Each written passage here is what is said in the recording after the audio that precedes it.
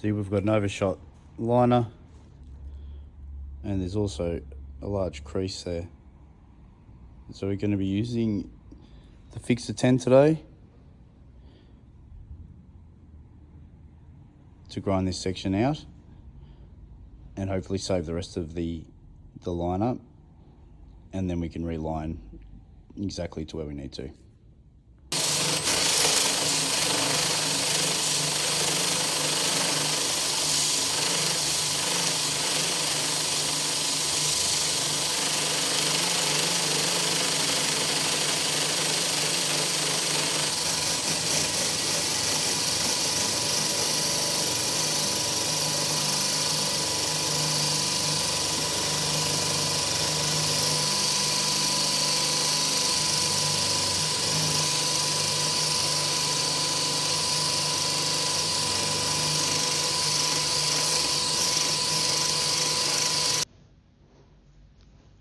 So you'll see what we're